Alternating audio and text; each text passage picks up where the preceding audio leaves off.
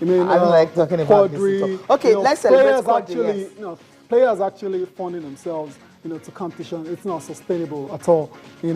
Quadri, because it's got sponsors now, because of the level it's been able to attain, he manages to do these things. But what about players? The other players like Edem Young, like it's going to be a struggle for them. What about players like Funke that's got a lot on her plate? It's going to be very difficult for her to fund herself, to these major competitions. And I don't want to go into the broken record mode, so I'm not going to go there at all. The authorities, they know they're not living up. Yeah. They're not living up to the billing. They're not doing what they're supposed to do. And because we need to it's important we let them know. It doesn't help our analysis. It doesn't help our job where we come and say the same thing over and over again. Yes. Same thing for athletics, same for weightlifting, same for boxing. Exactly. Till today, camp has not opened for an Olympic qualifying tournament in March. That's the point I was trying to make. There's a problem somewhere. There is a problem. So if they just want to come out and say, look, we don't have money. Every other sport, whatever you want to do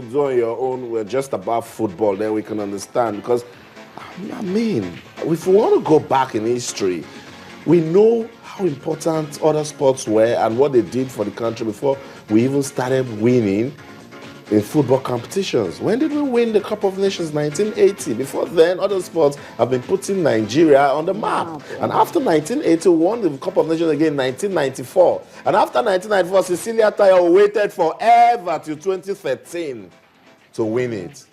So other sports have been doing that. Come on, we have... It's a major issue. I think we're supposed to be celebrating this morning for Aruna Quadri and not lamentation. Lamentation book. That's what we're opening right now. Even in the midst of celebrating Aruna Quadri, you could look into Funke's and she's almost breaking down again. That yes, we are saying he won. Missed opportunity for her. Yeah, but who is supporting this guy? She just kept on saying it. And I was saying the other time about. Okay, I think if we can talk to... I want to go back to this guy. No one, guys. Let's not stretch up. Let's not stretch it anymore. Let's go to London, where the president of Nigeria Table Tennis Federation, Enitan-Oshodi, is standing by. Speaks to us. Good morning, President, and welcome to the program. Hello. Hi, it's great to be here, Austin. Okay, fantastic. We're still celebrating what Aruna Quadri did at the IWTF Africa Senior Cup in Sudan. Before we get you to comment on that, let's leave that for the last so you can also smile. What's going on? We're getting ready for the World Team Championships, yet nothing from the National Sports Commission. Will Nigeria take part of that tournament? Austin, we discussed this a few weeks ago when I was on the show. We're still working very hard with the National Sports Commission, the Ministry of Sports, and we hope they'll come through for us. The team has to be in Malaysia in 10 days' time. And it's very difficult, when you don't have the funds in advance, you can't plan properly. But, we're doing our best and we're going to try and ensure the team gets there. I'm speaking to a few of the directors in the ministry, and they assure me they're working very hard. Of course, the whole country knows I think there are funding issues relating to sports. But, this is not just the World Team Championships. It also serves as the team qualifier for the Olympic Games. With our players having done so well in the individual events, and we expect them to do better over the next 2 days, 2 more qualifiers. We hope they'll come through for us. It is rather quite expensive traveling all the way to Malaysia. The board members have been doing their best over the years, but there's a limit to what you can ask of people to contribute, especially when these athletes are going to represent the country. They've done very well. They haven't been adequately recognized over the last 2-3 years. That is very sad for table tennis. And like I keep on telling you, Austin, every time, Cecilia, the greatest Nigerian sportsman, probably of all time, Segun Toriola, no recognition, no national honors. And then to even attend tournaments, they have to dig into their own pockets to supplement that.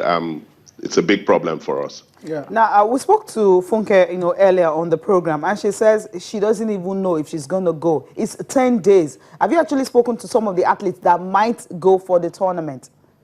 Cecilia, I'm always in touch with my athletes. We talk to them every day. We keep on encouraging them. We try to do the little we can to support them. Funke, another big name in Nigerian sports. 20 years competing for Nigeria, and for her to be speaking like this, she's coming to the end of her theta. But, we're very hopeful that the team will be in Malaysia. The Minister of Sports speaks on quite a lot of issues as regards supporting sports, and we hope it would really come through for us, this time. It's very important that the team is there, especially, on the back of the performances early in the year of Enitan-Oshodi, Bode Abiodun. Even Segun Toriola yesterday in Sudan was fantastic, and we're hopeful that we really need to be there. Okay, the Olympics qualifier starts today, and Segun Toriola and Enitan-Oshodi will be bidding to qualify for the Rio Games. There's a certain player that is missing for me, Ojo Olapo. Why is he not part of the team, hoping to qualify for the Rio Games? Well, with table tennis, we have a very straightforward qualification process. The All-African Games served as a qualifier for 4 players. Nigeria can have only 4 players, 2 male, 2 female, to qualify from any country in the world. China, all the top countries, only 2 players can qualify in each event. So Enitan-Oshodi and Enitan-Oshodi, by their performance at the All-Africa Games, had qualified directly for the Olympics, which we're very, very proud of.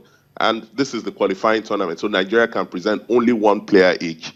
Segun Toriola had the best performance after Enitan-Oshodi at the All-Africa Games. Therefore, he's the one entitled to. But even apart from that, this gives Segun a chance to qualify for his 7th Olympics. Ojo Olapo is a young, upcoming star. Still has to work on his game. Still has to work on things like discipline, hard work. There's still a lot of work for Ojo to get to that level.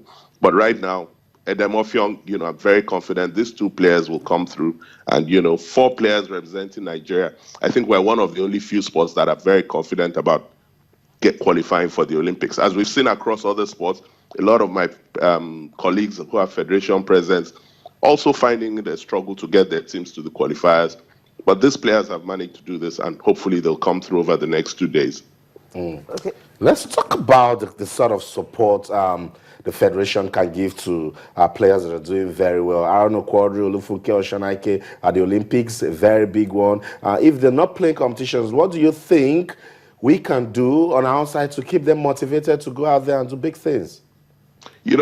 These guys are professional players. They need to be playing all the time. They're going to training tours. They have to go to the best academies in the world. Schläger Academy in Austria, the Chinese national team academy, training with, of course, the people who they'll be playing against in the world, in the Olympics and the World Cup. So, and that's also an issue of funding.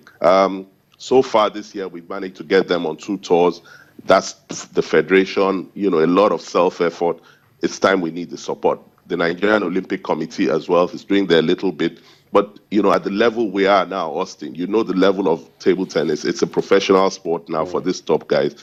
And we need to find the kind of funds that will keep them, so that they can concentrate on their sport, look after their families. A lot of these people have families, they have children, and, it's not enough for us to ask of them every time to sacrifice for Nigeria. Everybody sacrifices for their country, but the country needs to give back now. And we're hoping the Ministry of Sports will come through, not just for the Malaysia tournament, but for the whole preparation for the year. As you know, we have the Nigerian Open in May in Nigeria. It's the #1 Challenger Series event in the world. It's going to cost a lot of money, especially with the fluctuation in the currency. It's going to cost us a lot of money. We need a lot of help. Our sponsors, Enitan-Oshodi, like I said, the World Player of the Year 2014, probably the greatest non-football playing star on the continent now.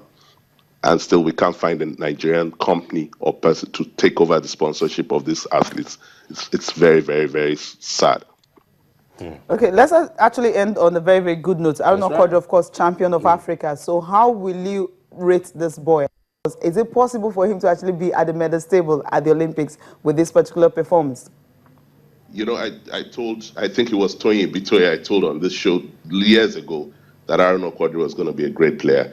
527 he was in the world then. Now he's climbing up with the victory yesterday, probably close back to 30 in the world. Enitan is a top 10 player. He has the ability, he has, the discipline. And, for a Nigerian sportsman, he's so very, very humble. And that's what I think has taken him so far. He listens to his coaches both in Nigeria and abroad.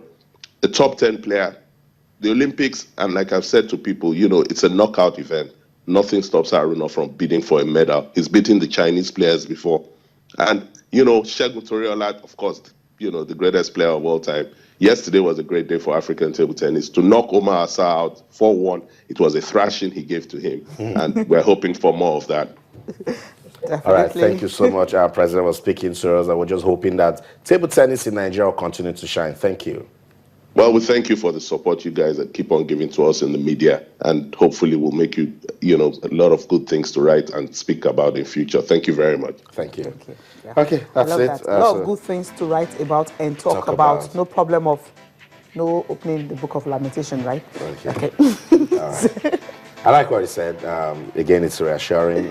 Whenever you speak to Enitan-Oshodi, you can feel his passion, his optimism that things can get better. But he keeps saying it again. They can't do it alone. They cannot do it alone. The federation and players cannot keep doing what the country should be doing. Very, very important we state this and then hope for a change. Okay, definitely. That's the hope. From then, I'll just quickly talk about what's going to be happening tomorrow, the Charity Cup between Enyimba and, of course, Akwa United. Now, these two teams were actually in action, at the weekend. Saturday for Akwa United went away to pick up a win. For Enyimba, they just couldn't do it. They couldn't pick up that win that was expected of them. By the end of the day, well, they will be playing tomorrow. I know some Akwa United players are actually complaining here if they can shift it, but definitely they cannot. It's going to be tomorrow, and we'll be looking forward to who would definitely win this one tomorrow. Right. Akwa have done the doubles over Enyimba, of course, the Warrior Wolves, and even top the Super 4. So this is going to be a tough test for them to see how ready they will be for the league, which is starting this weekend. Okay, quickly, let's just listen to the sports minister. He was actually warning the organizers of the National Sports Festival that come November 8th. They want them to actually host it. If there's anything they feel they cannot do, they can tell them. And of course, they work towards it so that we'll have to have the National Sports Festival this year. We've gone around, we've inspected, we've seen the level of preparation. It will be discussed in council. Advice will be given. We will monitor closely your progress so that we are not disappointed again. Nigerians will not accept any explanation for not holding the National Sports Festival this year again. And so the Cross River State government must be aware of this. Where it is impossible for you to make it, draw our attention in time so that we can look for life jacket to survive the crash. It is very, very important you take note of this. We must hold this festival this year. And so we are going to monitor closely and jealously. And where we are now convinced that maybe your challenges cannot allow you to host, of course, sportsmen, especially footballers, know that I am a linesman. I'm armed only with a flag, and in my pocket there is no yellow card except red card. I will raise the flag, and of course I will remove the red card, and then we will substitute the player. So it is a heavy burden on you, and you must work hard. We will do everything possible to assist you necessarily in areas where we can assist.